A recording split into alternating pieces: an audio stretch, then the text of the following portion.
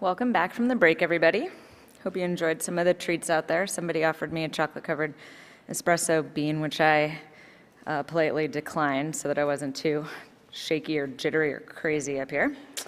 So this afternoon, we're going to continue our conversation surrounding the role of the General Counsel in company culture. Our next panelists will discuss different strategies for the GC to develop and grow relationships with other executives within the company in order to create business success through a truly collaborative process. I'll bring up our panel now, starting with our moderator, Adam Sterling, the Executive Director at the Berkeley Center for Law and Business. Followed by our panelists, Ed Batts, partner at Orrick, Harrington and Sutcliffe, LLP. Marie O. Huber, SVP of Legal Affairs, General Counsel and Secretary at eBay Inc. Alicia Moore, Chief Legal and Administration Officer, SVP, General Counsel and Secretary at Echelon. And Sivan Whitley, General Counsel at Square. Adam, leave it to you. Thanks, Susie. I thought that was going to be a cannabis joke, but I guess not. Well, excited to be here today with a really esteemed group of panelists. Susie previewed the topic, but again, for those of you that weren't listening, it is fostering relationships with internal leadership. A few trends that we've seen in the business, so certainly the increasing role of in-house counsel, especially with regards to business strategy. I was talking to the panelists earlier. I come from Berkeley Law School, and if you speak to our students and ask them what they would like to do when they grow up, almost to a T, they'll say, be general counsel of a company. Whereas, years ago, it might have been partner of a law firm. So it's certainly a popular track, even if our students don't exactly know what that means. We're kind of charged today with this question of how can the general counsel and her legal team kind of create relationships that extend beyond legal within the business, and how does this relate to business strategy, to structuring your legal team, and all of these great things. So I thought we'd start with a more open-ended question, and I'll ask each of you, when you hear this topic, fostering relationships with internal leadership, how do you think about that as it relates to your own career, your own organization? Maybe we'll start with Sivan, and then we'll end with Ed, who's our law firm partner today. We'll let talk occasionally, but maybe he can reflect on what he sees as best practices. The first thing that comes to mind for me is the name of our team. So our CEO, Jack Dorsey, he named us the counsel team. And that was because he really saw the role of legal in such a highly regulated space. We move people's money as kind of a member of the team in figuring out what products to launch, how to do it, what is our strategy. And we embrace that. I think it's a great role for a legal team to get in really early, be very open-minded when the ideas sound completely crazy, because some of those crazy ideas turn into products. A lot of our Hack Week projects became huge product lines, like Square Capital doing lending, things like that were started off, it sounded illegal, frankly, when they first brought it up, and we found a way to make sure that we could do it within the confines of the law. And so I think, making sure that you're building that credibility as a partner, you're equally excited about what they want to do. Those are the things that make you there all along the way, and I think that's really important to influence business. Great. Alicia? For me, it really starts with the philosophy of why you're operating in-house or practicing in-house at all. I think, part of the big joy about practicing in-house is that you can integrate into the business function, really understand what the business objectives are, what the business constraints and program is, and render advice that is practical and valuable to your client in a way that outside counsel often can't do because they're the outside insurance policy or what have you. And if you start with the philosophy, from my perspective, if you start with the philosophy of the value add, a well-deployed legal department, in my opinion, is a competitive advantage for a company because you can reduce the time to volume for transactions by anticipating and eliminating roadblocks, setting your risk parameters appropriately, making the trade-offs in advance in your standard corporate documentation so that you make it easier and faster for sales to reach volume very quickly.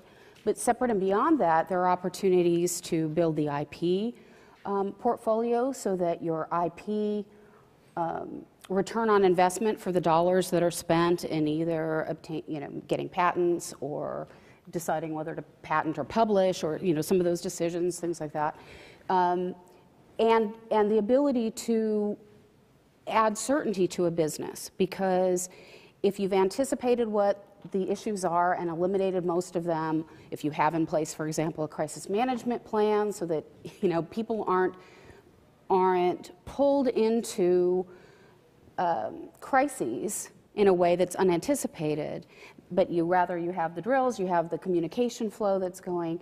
I think that's really important.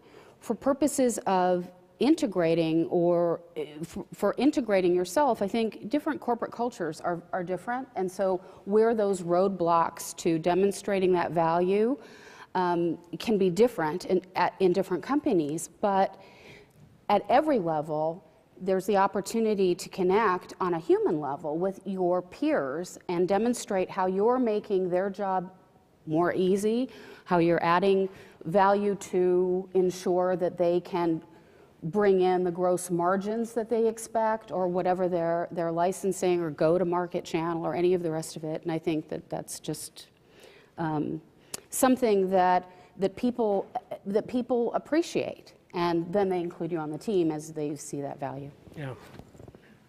Marie? So I'll pick up on something Alicia said. I'll take a little bit of a different tack. In terms of relationships, when I think about relationships and how do you become that trusted advisor that somebody goes to, is I think about establishing personal relationships. And how do you do that? It's not always easy, but what I try to do is I try to find something in common. And so let me give you an example of, like, if we're going on an offsite with the leadership team, and I found out that one of my colleagues also likes to cycle. So we got together and we both decided to bring our bikes, and before the meeting started, we'd go out for an early ride. And I felt like I learned more about the business in that short period of time than, it's hard, I don't know about you, but I find it really hard when you're in the office to find any meaningful time to get to know people on a personal level, just because everybody's so jammed with meetings. And so I try to find something in common to connect on a personal level, because then I find that when you're in a tough situation or when everybody's running really fast, it's easier if you need something, or for you to be able to also then check in with people and saying, if you're going through a tough situation, like, how you doing, anything I can do to help.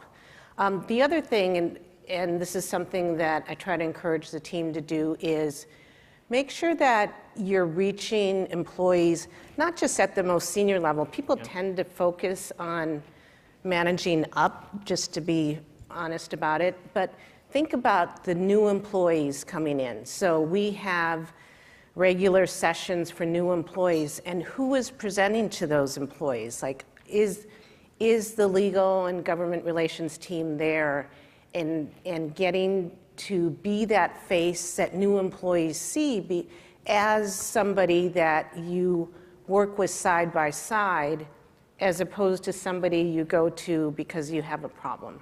Yeah. So maybe a quick follow-up, and then, well, I promise we'll get to you, Ed. So kind of things I heard each of you say, this idea of establishing personal relationships, building trust, credibility, being a partner, and kind of getting to yes. What happens when you have to say no? I mean, is that part of the process? You've built this credibility that makes it easier to get there. And then maybe a second question is some other strategies. Marie, that was great, but maybe Savannah and Alicia, other strategies you have for building that credibility. I think you don't have to say no. You have to explain what you know so that the business team, the product team, the engineers see what you see. Because they're not unreasonable people. And so it's more about, I think we do a lot of educating other folks on what are the legal issues, what are the implications if we do it this way, and how do we do it another way where the risks are lower. Yeah. And sometimes there is risk in the approach that you're taking, but you're trying to, actually most exciting things carry some risk. So it's more about understanding, have we mitigated them properly? And is there upside here that's worth taking this risk? And it's a conversation. And I've never had a situation where the executive team or even the product team doesn't see it the way we see it once we really dig into the details. I think once you take criminal acts off the picture, I would agree with Siobhan completely that it's Although really if you about... told them they're going to jail, then they probably would think it's a bad idea. Well, I'm just saying. I'm just saying that's the time for the no. Or, if you really want to, here's, the bail bonds. Here's your orange Yeah, here's the bail jumpsuit. bonds guy to call. But beyond that, it really is a matter of aligning the business objectives and understanding again what the go-to-market strategy is, what the target objectives are for your revenue models, how the accounting might impact the transactional value, and so the expected, are you going to get your commission this quarter or next, or some of these other factors that come into what they're trying to achieve. And I think if you can frame the issues around what they're trying to achieve and the method that they've chosen, maybe not the optimal way, let's brainstorm some other ways to do it, and then, at the end of the day, mitigate the risk as best you can under that chosen path. Yeah. All right, so Marie, did you want to add anything? Yeah, I find it helps to really understand the person you're talking with. Yeah. And how they process information. For instance, some people could have a very strong visceral reaction to a problem or an issue. But you come to realize that it takes them a little bit of time to process. And so maybe the first time you say something, they don't get it. But then the next day, you go back and you reframe it, and that person sees it in a different light. Another thing I've found to be helpful, and believe me, it's a lot by trial and error, and it hasn't always worked, is to frame it in terms of, these are your choices. So it's not me or one of my colleagues telling you what to do, but here are your 2 or 3 choices. And it's a matter of like picking up on cues on how people, helping them to feel like they're the ones in control. Because what I try to tell our more junior lawyers is, they don't realize that just by virtue of the fact that they're a lawyer, even though they think, I don't really know anything, I'm this new person, just by virtue of your position, people are a little bit scared of you. And they may see you, even before you open up your mouth, as a little bit of a roadblock.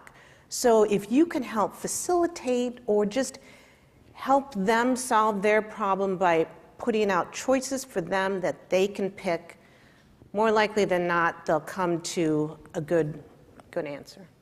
Great. So Ed, time to talk. As much as I wanted Bloomberg to invite a GC that did a poor job managing legal and relationships with inside leadership, we got 3 rock stars. But you have the benefit of having worked with a number of companies, and I'm assuming you've seen examples of GCs that have failed or have struggled to basically connect legal with non-legal units within a business. So maybe you can talk a bit about your perspective, what you've seen maybe not work over the years, or challenges that some of your clients have had. So I think it's taking what you just heard and inverting it. So it's, instead of the psychology of the nudge, it's the overreaction and the hammer and the, if you don't do this, you are going to jail, the extreme reactionary positions.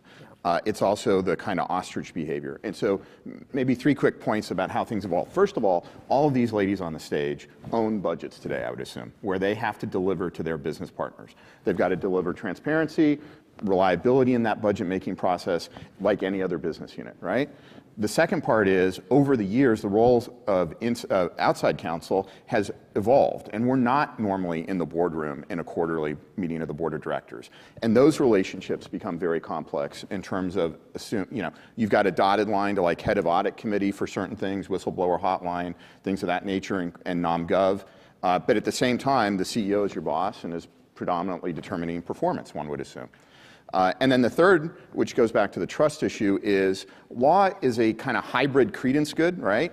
You kind of know that you've got to pay attention in a way, and some people are afraid of that as a result. But if you ignore it until it's too late, it really is too late before you have material trouble.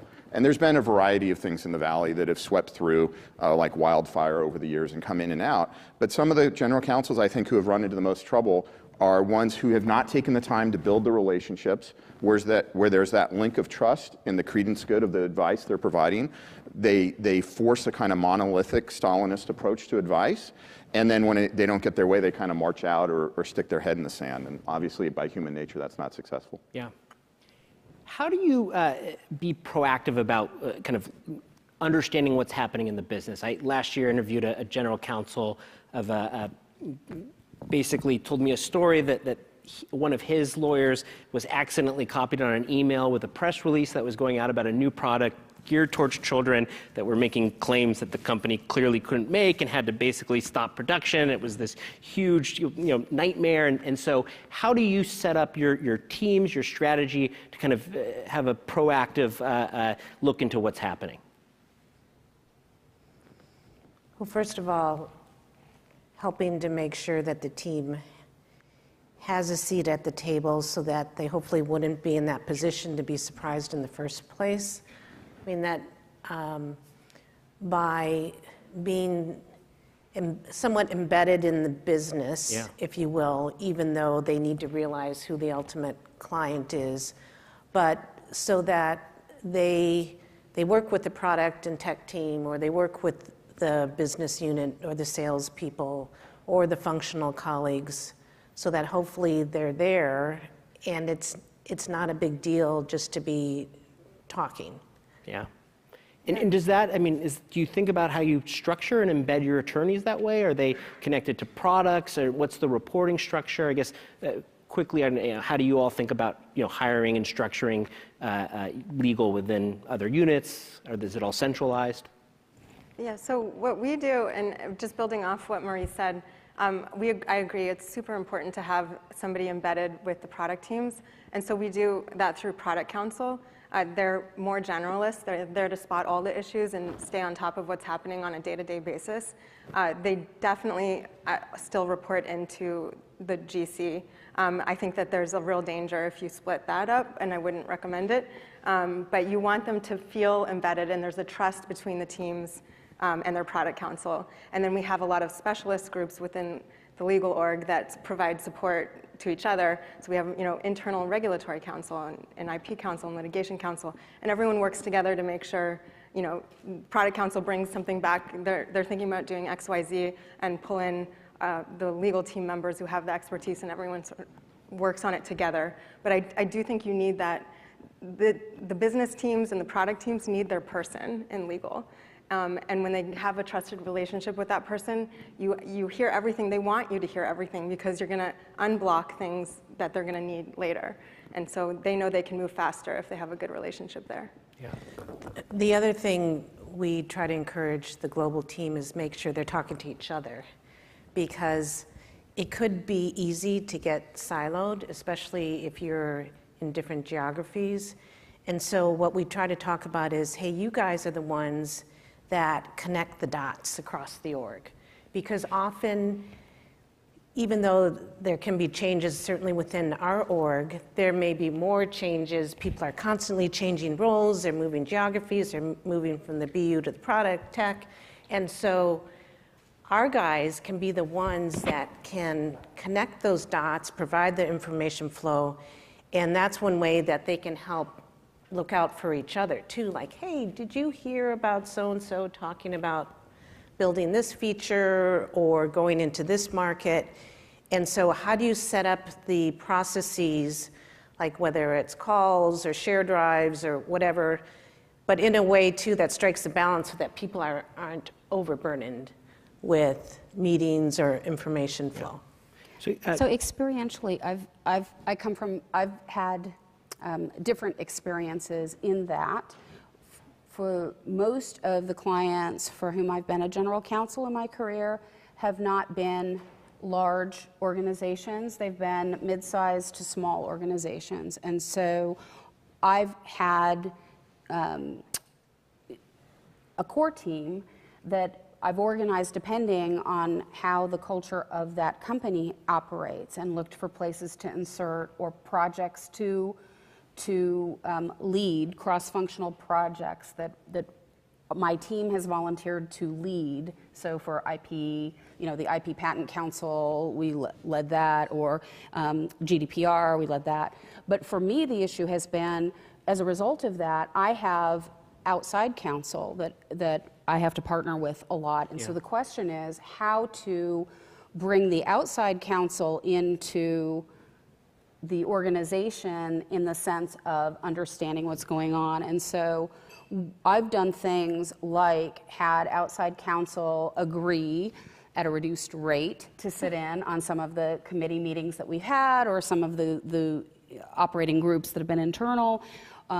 I've had a day where we've had disparate outside counsel come in. So if I've had my IP specialist, or I've had people who've done litigation for the company, or I've had the specialists come into a room, and they weren't all from the same firm, which was a little bit interesting for them at least, but had a group from our company present from the group perspective what's going on, so that our litigators had an idea of the context of what was happening for the company for that year and things like that. Yeah. So bottom line, from my perspective, I think it's really about communication, the effective communication, and making sure that people are are up to date, in the loop, and how best to set up processes to ensure that occurs, and checking in on that. So we've got two GCs from public companies. And I'm going to ask the room, a show of hands, who comes from private companies? Okay, so it looks like a good amount. And Ed, this question's for you. We're seeing, at least here in the Valley, kind of companies staying private longer and longer. And so what does this mean for the kind of the discussion we're having today? These kind of, how are these challenges unique or not unique for private companies? I think they essentially mirror what many larger late-stage private companies have. Unicorns, mega unicorns, whatever phrase you want to attach to folks who've got $5 billion in market cap and happen to be private. They have sophisticated legal departments. They have large teams, large budgets, large coordination issues. How do you manage up while you manage down? I think the interesting part is kind of the mid-sized, late-stage private companies, say a Series C type. They've got maybe one legal body, a general counsel, maybe one or two. But there's a different energy, a different dynamic. They're more, I think, it's very easy to be close to the team because maybe you've got 100, 150 employees, something like that, FTE. And so it's just a different dynamic than trying to reach down into the organization and make sure that the new employee orientation that I'm sure occurs every Tuesday morning at XYZ room at eBay or Square Echelon occurs flawlessly, and they still get a background introduction to legal. Yeah. So it is interesting times because these companies, for all intents and purposes, do appear to be analogs to publicly traded companies. They certainly have the sophistication and the diversity of subject matter challenges that any public company has. Yeah. Outside of a 10K. Alicia, anything further on that, kind of unique experiences of small to middle size? No, I would agree with what was said. Well, when we talk about internal leadership at a business, certainly we'd be remiss not to discuss the board. So my question is, do you like your board? No, I'm just kidding. I won't ask you that. I'm assuming you all love your board. But let's talk about kind of your relationship, your strategy vis-a-vis your board, sitting in on meetings, your relationship. So how do you, again, what's your board strategy? Or we'll start with you.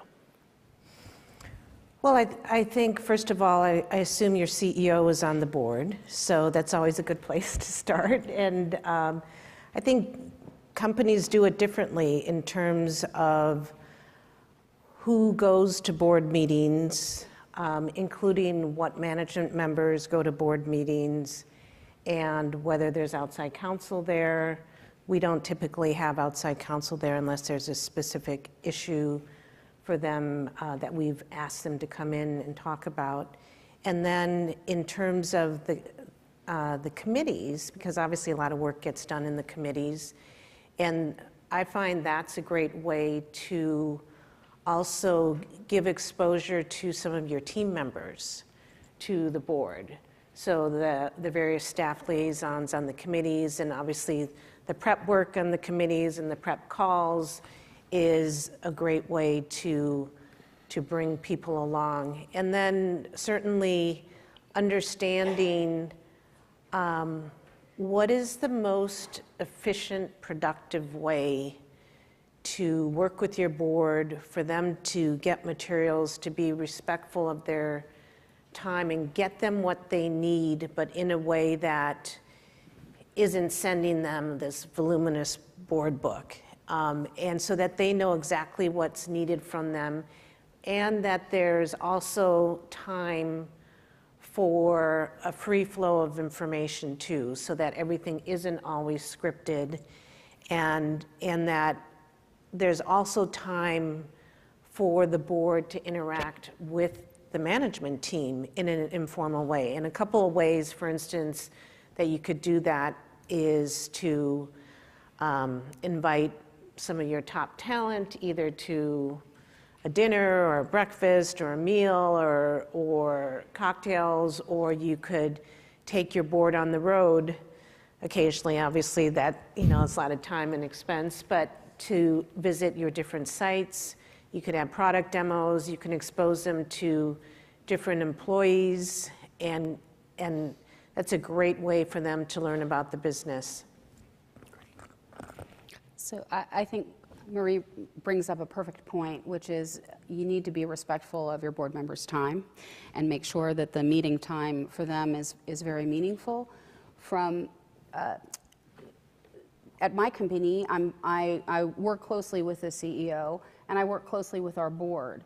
And the board relies on me to help them set up a work plan, an annual work plan, to make sure all the compliance things are there, that all of the laws, the technical things are ticked and tied to what management is going to be doing at that time. So for example, in proxy season, when we're going to have proxy, we know we're going to have the comp committee meeting. We know that the board may or may not have to approve this thing. The nominating governance meets at certain times. And so it's all on a cadence and set up in advance as we set up the meetings in advance. And the agendas for those meetings are also structured so that everything can fit. In addition, there are opportunities, to educate your board about new laws that are coming out, or what are trends, what are best practices, what are other companies doing. We bring in sometimes outside experts that come to kind of to educate them on cybersecurity risk and trends in that area, or things like, topics that are of interest, that are current, and that keep our board updated and refreshed, so that they can be confident about that their fiduciary duties are being met, and we can assist in making it easy for them to have that information, to know in advance where it is, and then work with the chairs of the various committees to make sure that their content is pulled in. And the extent to which we can plan that in advance and have a balanced meeting makes it easy to allow time for them to have the conversations that they need and to book the time for it. Yeah, I think doing product demos is one of the greatest things I think you can do for a board. It's engaging. It lets them understand what you're doing in a deeper way than the board deck might do. And I think that having a really close relationship with the board is really important. I got one of the best pieces of advice I got as a general counsel was from one of our board members who just said, as a general counsel, you're going to be making hard calls. And sometimes it's saying, hey, this is not going to be an issue. But he told me, don't be in the boat alone when you're making that decision. And it stuck with me. I think it's really great advice for everybody in this room. When you're making those tough calls, share the problem with whoever you can share it with, and get some people in the boat with you. So Ed, reflect on that, and also just a quick I was follow-up. just going to jump in. I think one of the critical entry points is when a new board member joins. It doesn't happen that often. It's a rarity. But having a smooth onboarding process where Section 16, D&O questionnaires, just general rhythm and pace of the board, maybe they're on other boards these days, although that era of overboarding is coming to a close, but 2 or 3 other boards, or maybe it's their first time on a board and they're sort of getting their feet wet in it. I think that's a critical inflection point to have credibility and an ongoing relationship. The other tension point we see sometimes is if an activist has a nominee on the board, 1 or 2 or 3, but especially 1 or 2, there can be a tendency for the incumbent directors to be a little, reticent. This is somebody who wasn't their first choice out of NomGov. Management obviously is on edge because at that point you've got probably somebody with a 13D on file. And from what I've seen, having dealt with a fair number of activist situations, the more welcoming you are. Now maybe the nominees may well have some challenging personalities, but to the degree they don't, they want to be welcome just as much as you want to have a board that is functioning and to the degree possible collegial. And so incorporating new board members, helping them feel empowered and part of the board, I think is critical from just the outside-in observation. Can I share with you something? So we have a very smooth and professional onboarding experience for board members because we added a couple in 1 year. And one of our board members said to me, it was so smooth and so professional, it made me think, are you all spending your time on the right things? Because you've made this so professionally done. And I thought, that's... So be good, but not too good. Yeah. Yeah, don't be too good. Yeah, I've also learned over the years that to really tailor the onboarding, because some people, as to your point, may not have served on a public company board, and others have been on boards for decades, and they would be insulted by onboarding. So in my experience, the most valuable onboarding really focuses on the business and what are the key things and the key issues that the business is facing.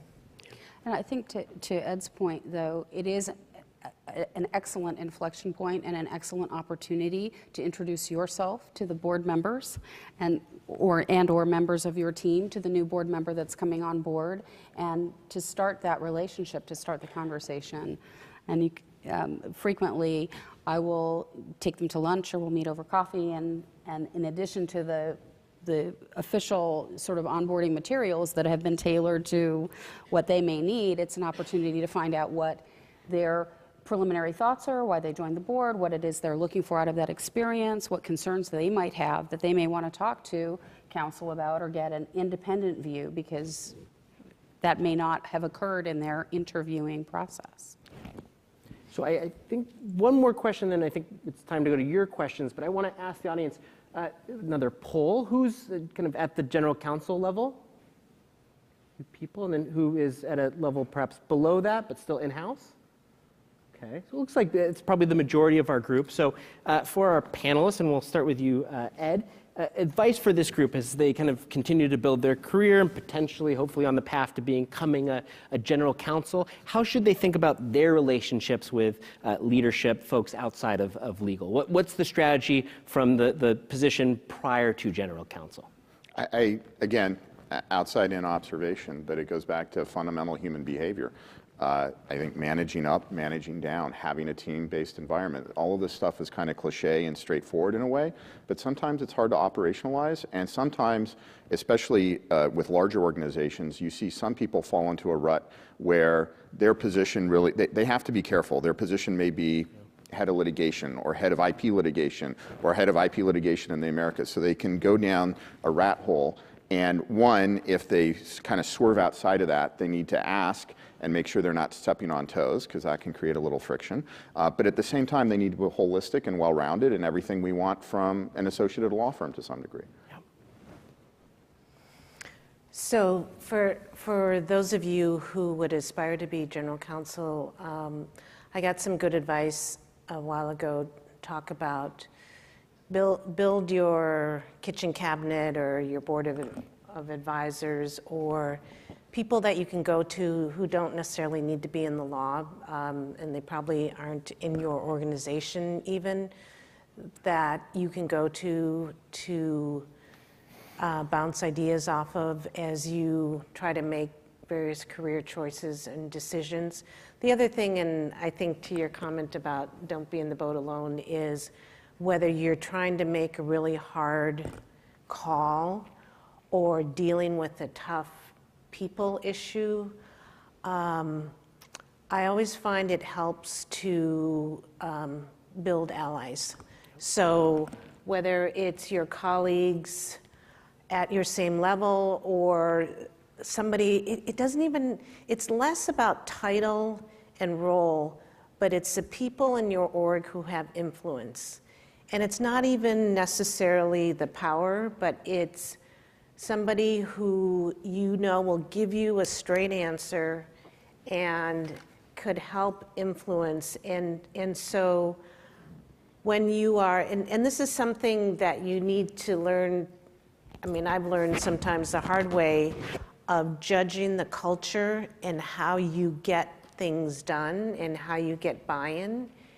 And what I found, for instance, is with a particular person, I found that the way to approach him in this case was to make sure that first all his lieutenants were briefed and supportive of the role, because you knew that when you went in with your ask, the first thing he was going to do was to say, what did all my folks think? And so it's just a matter of figuring out how things, and I know people do this all the time, so I'm not telling you anything you don't know.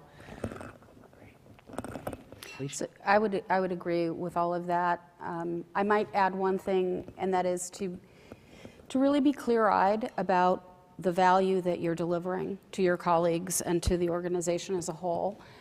Sometimes we can get into a legal blinder thing and then fall into the trap that Ed was talking about earlier about being very correct in the law but not necessarily helpful to the organization, and that is going to be a problem. So making sure that you're aligned with your colleagues, that your colleagues understand what it is that you're trying to accomplish at every level is beneficial. And one other thing that I would add to that is that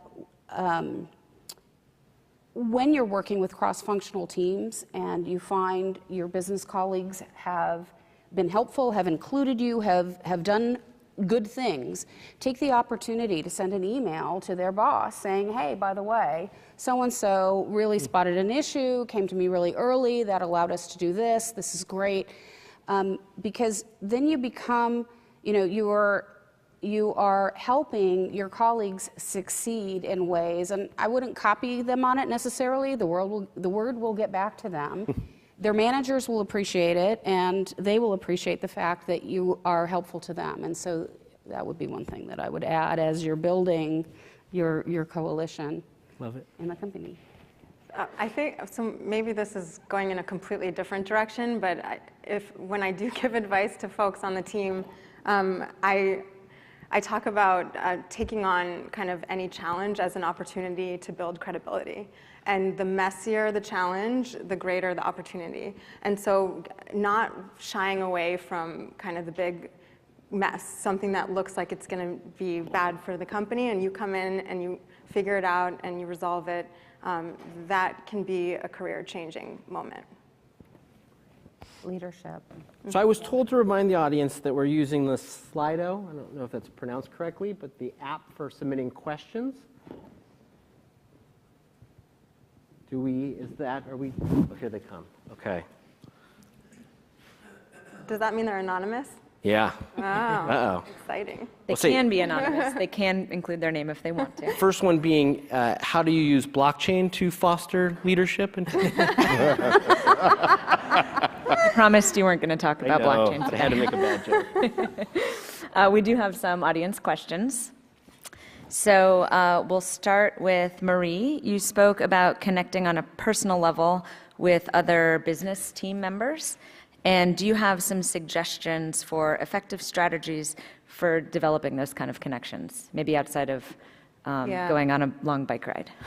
I don't know about you, but I always like to start off a relationship by understanding a little bit about the person. So whether it's asking them a simple question like, how's your family? Or how was your weekend? Or, I mean, unless you are just in the most urgent, dire straits, you can almost start off any one-on-one by saying, how's your day going? Or just a simple question. And even though you could say, oh, no time for small talk, I really find that it helps. And to show an interest, I mean, in your team and knowing, like, I put little notes in the contacts of, like, my team members' kids' names, or like where and when I met them, or I try to learn something a little bit about the person so that, and see if there's some kind of connection. That's great advice. So for the entire panel, is it possible to be too client-focused as an in-house lawyer? And what does that look like? And how do you prevent it? Yes, I've seen it happen. Those product counsels I was talking about, sometimes we have to check them. If they're too embedded in the business, they struggle to see things from that higher level to really understand consequences. And so we pull them out. Like, you've gone too far, you're in too deep, you've got to come back. They go native. Yeah, so we certainly do. And we check ourselves and we check each other. That definitely can happen. And that's one thing I try to coach our team members, especially as they want to get to a more senior level. And for people who want to be a GC, like I had a conversation last week with somebody on my team to say that one of the things that you need to work on is to be able to step out of the business unit that you're supporting, and not just every comment that comes out of your mouth in the meeting is just focused on that. And that'll demonstrate to me and to your colleagues that you can think more strategically, that you can see the bigger picture, that you can think more than just about how do I protect myself and my interests. I agree. And then one more audience question. Recognizing that most of you on the panel oversee large law departments, how do you plan or how do you ask for that head count? How do you base a decision on when to ask for more heads to a team? And is it a ratio of number of people to the company, to the lawyers, number of salespeople and engineers? And I quote, how do you win on this? That is a tough question. Let me give it a shot, and then you pick up where I left off. But I think one of the strategies that we've used successfully is to really, and it's hard to do because when a business team says, these are the 10 initiatives that I want to get done this year, you try to map that to what do you need in terms of resources to get those things done. So it becomes then a question of, if you want to do these things, this is what has to be funded. I'm saying that, and it's a lot harder. It's an art, not a science. But that's something that it's one of the strategies that we've used to explain the cost of their choices. I would add that for small legal departments, that's how I've done it in the past as well, because you've got to justify what's recurring, what's the value, what is it that you're trying to accomplish, here are the resources that we have, here's how much it's going to cost me if I have to send this outside to everyone. Oh, that's a good Do you want one. to add a head or not? No, that's a very good one. Well, we can spend X on outside counsel, or we could bring that down and hire in-house. That is a good one. I forgot about that. I've also found that it helps to talk about what you've done proactively to save either in headcount or outside spending in other areas, and that how you are focusing on the top business priorities. Which goes to metrics and showing long-term performance metrics on spend versus results, and having a regular, some of the most effective board presentations I've seen, besides, everybody pulls out their favorite benchmarking studies, are kind of that quarterly update of the dashboard type of thing on spend versus performance, so that it's not a once a year type of, hey, I really need this at the last minute. They've seen the evolution, they've seen the progress, they understand where you're coming from. So it sounds like our firms are just increasing first year salary so you all can get more headcount. Yeah, thanks for that. Yeah. We will continue to become specialized. Yeah. Yeah. Do you want to comment on that? I think in our prep calls, we talked a bit about this kind of sure. the outside in-house and how do you think about with your larger strategy engaging with outside counsel? We don't allow first years to work on our matters. I don't think that's that surprising. And so we have to have a different sort of relationship with firms. And we try to look at firms, not just the mega and the biggest firms, but we also try to work with women and minority-owned firms. We try to use different services that vet firms that might be in Kansas City that can do just as good a job for half the amount. And so we're really focusing a lot on how does the whole changing landscape of the provision of legal services, how can we innovate in that? And to the earlier question is, we try to proactively talk about how we're innovating, so in providing legal services to the organization, that it's not just the product and tech teams who are doing that. And yeah, it may not be as sexy as a new whiz-bang product, but we are being more efficient and effective. Yeah. Yeah, I think it's a really good point. We do want our outside counsel to mirror the makeup from a diversity standpoint of our customers. And it doesn't happen every time, but it's become an increasingly important thing for firms to understand that when they come to do a pitch, who they're sending really does matter. Another thing that I think has been changing is that we really look to firms for extreme specialization, like you had mentioned, Ed. It's augmenting what we have in-house already. And so we have in-house folks who really understand our product and our business strategy. And the outside firms are there to sort of educate the in-house team on some very specific areas of law and solve really specific problems.